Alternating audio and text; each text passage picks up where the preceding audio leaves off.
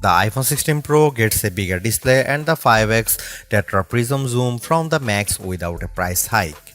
Add in promising Apple Intelligence features, a smarter Siri and longer battery life, and this is a compelling flagship phone value. I just wish the charging speed got a boost and that visual intelligence and ChatGPT weren't coming later. The iPhone 16 Pro goes on sale September 20 and starts at $999 for 128 GB of storage. It's worth noting that the iPhone 16 Pro Max features 256 GB of capacity in its base model. The good news is that you can get 256 GB of storage for $100 less than the iPhone 16 Pro Max, and you get the same max storage option of 1 TB for those willing to really splurge. The iPhone 16 Pro is still a compact phone, but there is a trade-off with getting a larger display. It's now more of a mid-size phone now as opposed to a small phone as the size and weight have grown.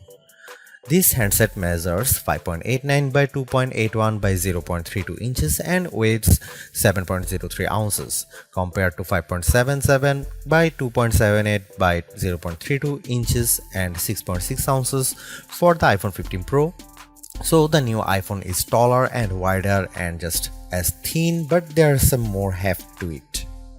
The good news is that the iPhone 16 Pro is still easy to use with one hand as Apple made the bezels thinner.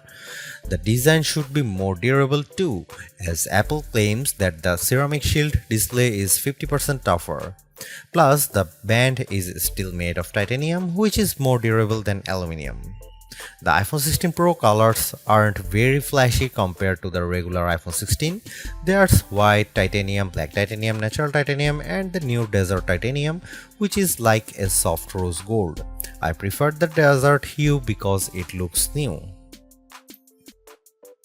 The iPhone 16 Pro has a few key upgrades that I appreciated during my testing. There's a sharper 48MP ultra-wide camera, a faster 48MP main fusion camera with zero shutter lag, and the 5x tetra prism zoom borrowed from the Pro Max series. In addition, photographic styles are integrated directly into the Camera and Photos app, so you can change skin undertones and the mood effect of your photo on the fly. Plus, you can tweak it after the fact.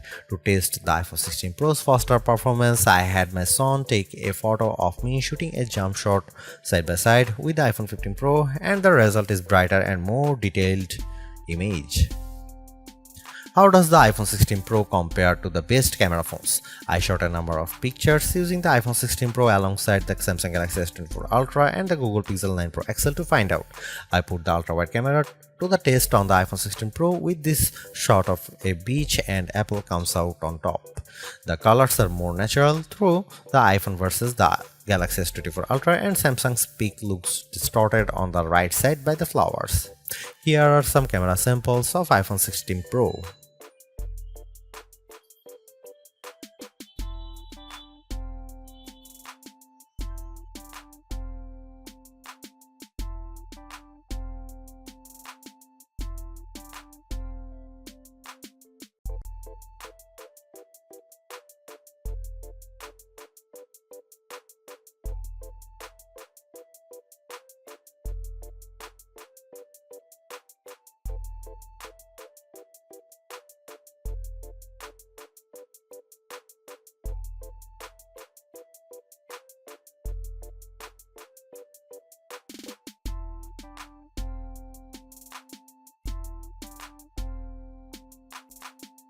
Overall, the iPhone 16 Pro is arguably the best flagship phone under $1,000.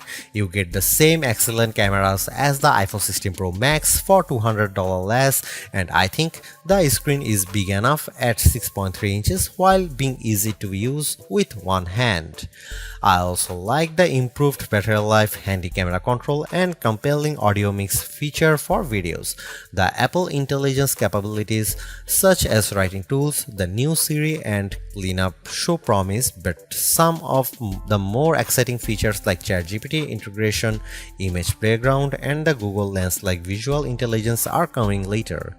In terms of the competition, I think the Galaxy S24 Plus and Google Pixel 9 Pro have more compelling AI features right now, but I prefer the camera system from the iPhone in many cases and the extra performance from its A18 Pro chip. Should you upgrade to the iPhone 16 Pro? If you have an iPhone 13 Pro or older phone, I'd say yes. And if you have an iPhone 14 Pro, I'd say wait to see how well Apple Intelligence works once it fully rolls out before you buy.